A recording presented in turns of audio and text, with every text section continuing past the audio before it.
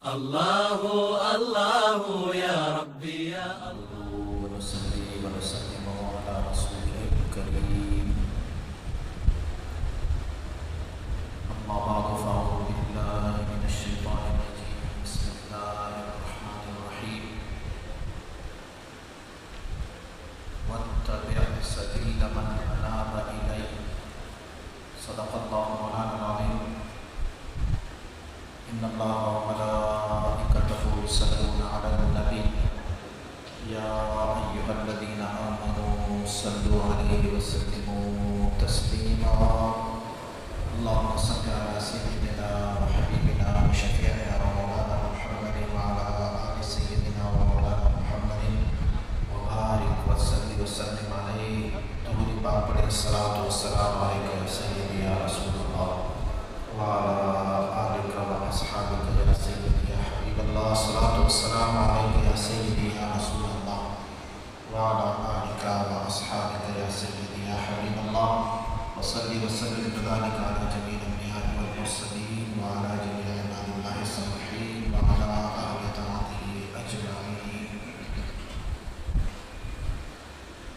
نہایت محتشم و مکرم علماء کرام، مفتیان اعظام، مشائخ کرام، عوام اہل سنت، میرے پیارے عزیز دوستوں، ساتھیوں، سلسلہ عالیہ نقشبندیہ سیفیہ کے روشن چہرے والوں، السلام علیکم ورحمۃ اللہ وبرکاتہ.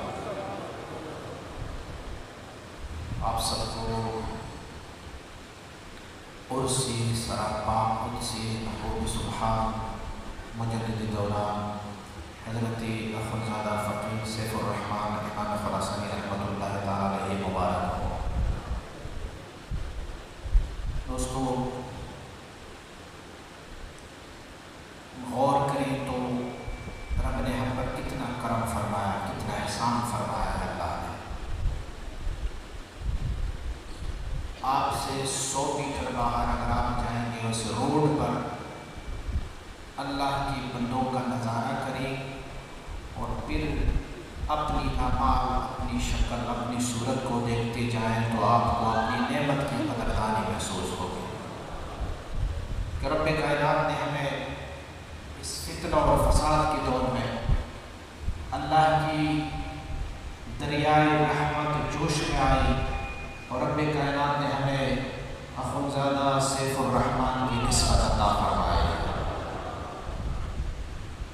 ساتھی، یہ وہ نسبت مبارکہ ہے، یہ وہ نسبت مطہرہ ہے کہ اس بندے کو بھی یہ نسبت ملی ہے. تو کچھ سے قبل مفتی صاحب ارشاد فرما رہے تھے کہ اگر کسی بد عمل، بد کردار کو بھی یہ نسبت مل جائے، کسی کتے جیسے منحوس کو بھی یہ نسبت مل جائے تو وہ کتا بد کردار نہیں بلکہ با کردار بن جاتا ہے. اللہ کریم اسے اپنی محبوب بندوں میں شامل فرما رہا ہوتا ہے. یہ میری کمال نہیں ہے، آپ کی کمال نہیں ہے، یہ سب کمال نسبت اخوندزادہ سیف الرحمن کی ہے.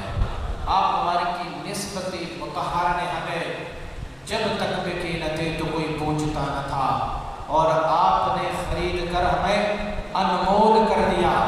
وہ ایسے ہی انمول بنانے والی نسبت ہے.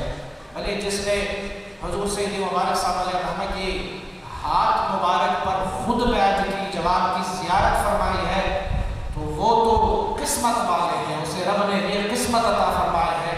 محدثین اور مفسرین کرام فرماتے ہیں صحابہ کرام رضوان اللہ علیہ اجمعین، حضور کی صحابہ کرام کو رب کائنات نے حضور کی صحبت ہی کے لیے منتخب فرمایا تھا. میں اور آپ محروم ہیں ان صحبت سے. وجہ یہ ہے کہ رب نے ہماری قسمت میں وہ صحبت نہیں لکھی تھی. وہ منتخب لوگ تھے. اللہ یجتبی الیہ من یشاء. رب نے اسے میرے اور آپ کے محبوب کی صحبت سے بہرمند فرما رہا ہے.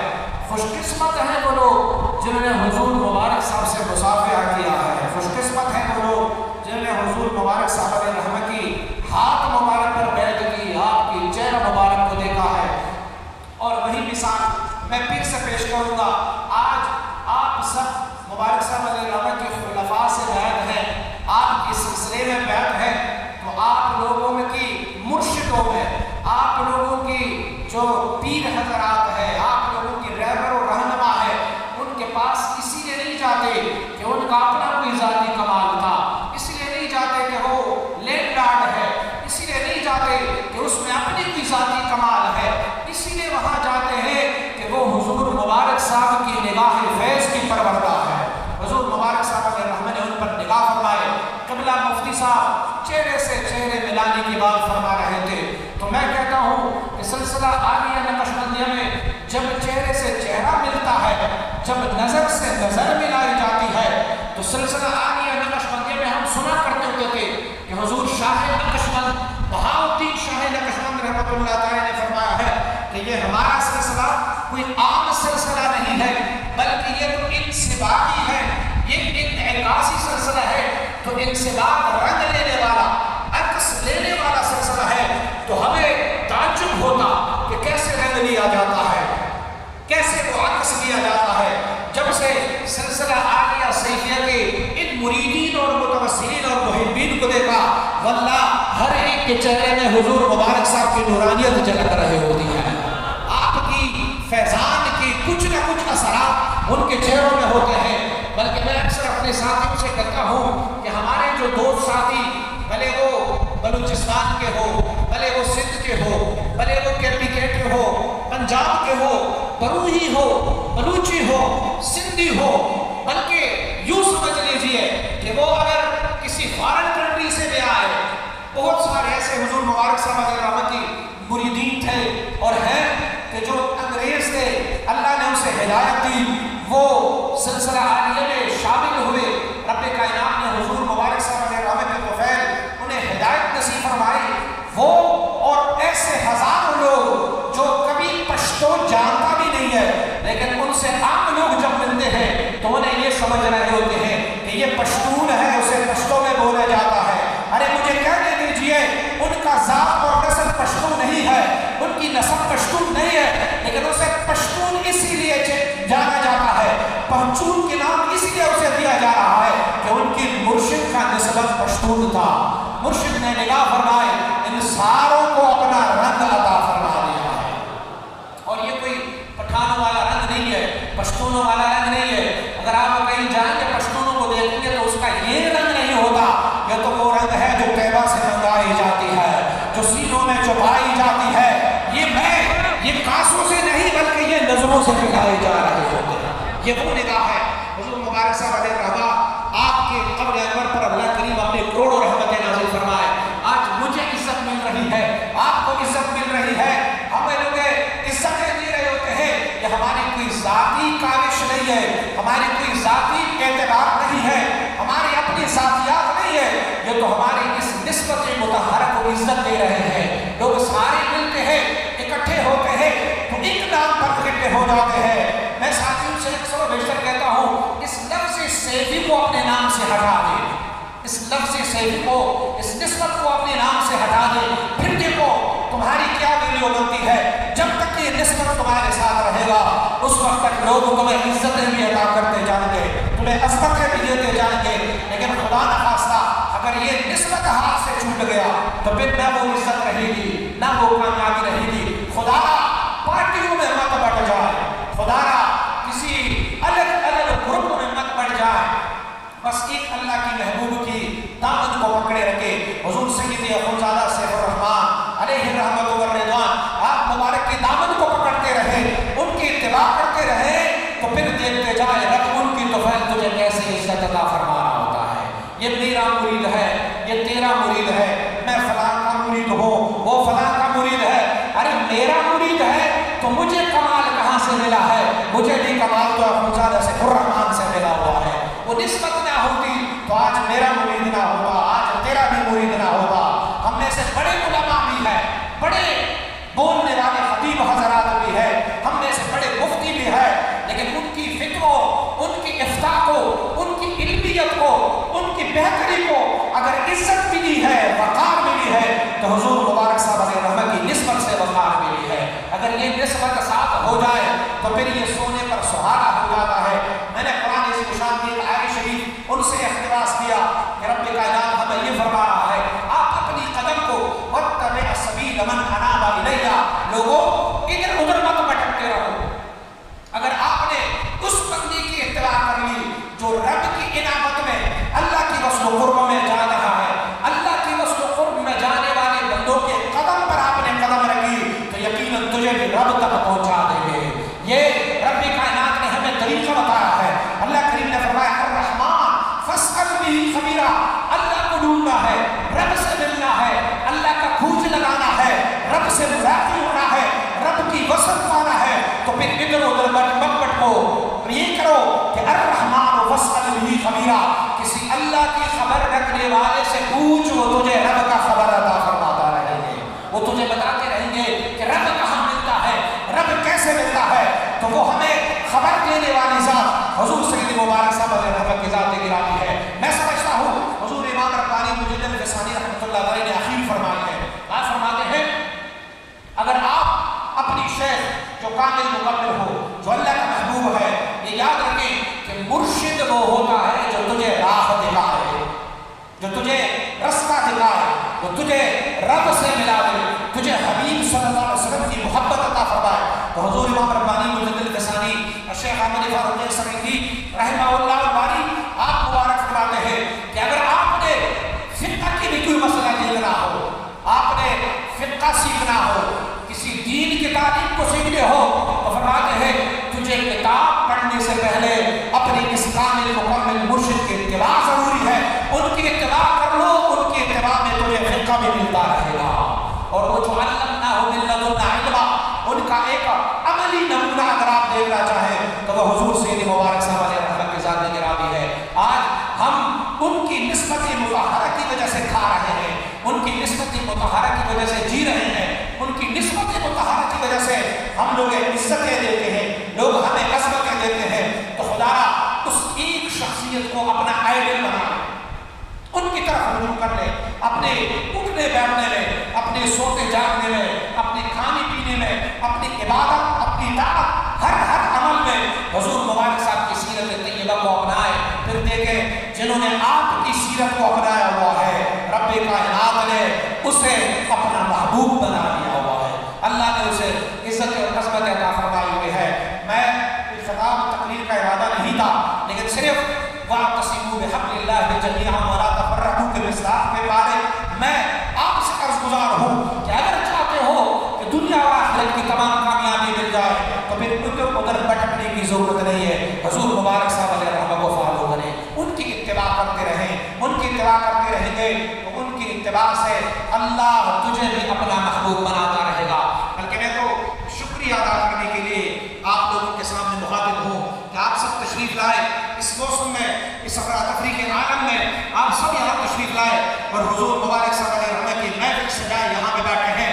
یقین جانے میرا یہ عقیدہ ہے کہ اس قبہ ابیض میں، اس سفید قبے میں سے حضور مبارک صاحب علیہ رحمۃ آج ہماری طرف متوجہ ہوں گے کہ کراچی کے شہر خالد بن ہال میں میری نسبت رکھنے والے کچھ میرے مریدین، محبین اور متوسلین بیٹھے میری ذکر اور میری یاد کی محفل سجائے ہوئے ہیں۔ اگر اللہ کی ولی کی ایک نگاہ بھی ہماری طرف آ جاتی ہے تو گویا ہمارا بیڑا پار ہو جاتا ہے۔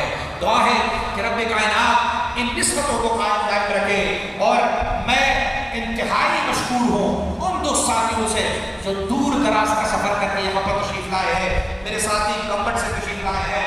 اللہ کریم انہیں ہر قدم پر ہزار حج اور عمرے کا ثواب عطا فرمائے، بلکہ وہاں سے دور بھی میرا مراد جمالی سے بھی تشریف لائے ہیں، اللہ ان کو بھی اجر عظیم عطا فرمائے، بلکہ وہاں سے بھی دور یہاں پر ہمارے مطلوب سب تشریف لائے ہیں، آپ لاہور سے تشریف لائے ہیں، یہاں پر اسلام آباد سے تشریف لانے والے میرے دو ساتھی ہیں، یہاں سکر سے تشریف لانے والے میرے دوست ہیں، اور کراچی والے تو سارے میزبان بنے ہوئے ہیں۔ مہمان تو ہمارے یہ ہے، بلکہ ہم سب مہمان ہیں، اور ہمارے میزبان اخوندزادہ سیف الرحمان رحمۃ اللہ جو ان کی میزبانی میں آ جاتے ہیں، ان کے مہمان بن کے آتے ہیں۔ کسی گاؤں کا وڈیرا اگر کسی گاؤں کی وڈیرے کا کوئی مہمان بن جاتا ہے نا، تو پھر اس مہمان کی بھی کیا حیثیت ہوتی ہے، سارے گاؤں والے اسے رسپیکٹ دیتے ہیں، عزت دیتے ہیں کہ فلاں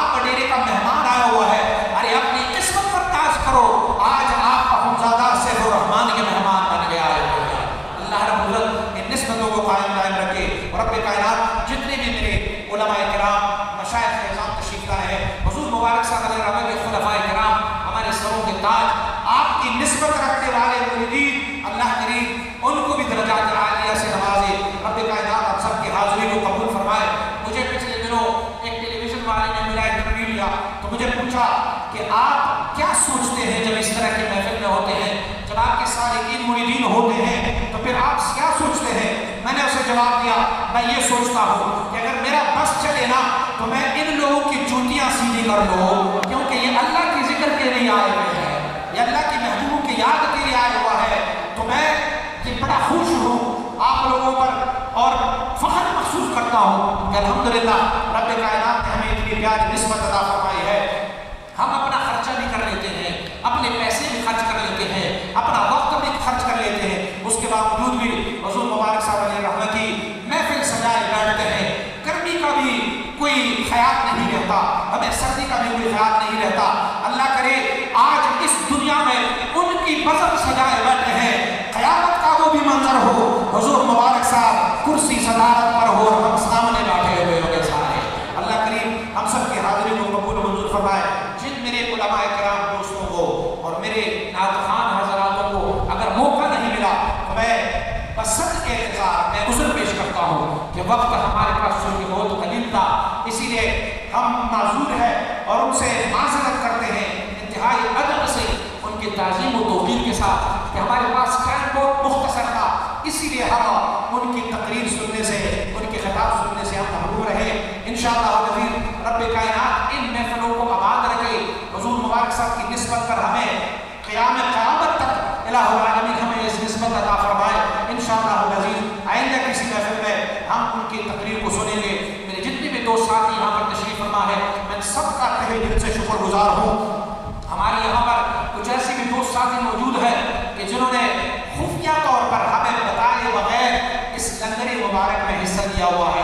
میں اسے سلام عقیدت پیش کرتا ہوں اور میں اسے یقین دلاتا ہوں کہ آپ نے جو بھی محنت اور کاوش کی ہے وہ حضور مبارک صاحب کے بارگاہ تک پہنچ گیا ہے. میں اسے یقین دلاتا ہوں کہ انشاءاللہ العزیز قیامت والے دن آپ کی اس لنگر میں حصہ ڈالنے کا ایک ایک پیسہ حضور مبارک صاحب علیہ رحمت کے اس سامنے ہوگا اور آپ مبارک آپ سب کی شفیع رہیں گے, آپ کی حق میں شفاعت فرماتے رہیں گے. اللہ کریم ہماری نسبتوں کو قائم قائم رکھے.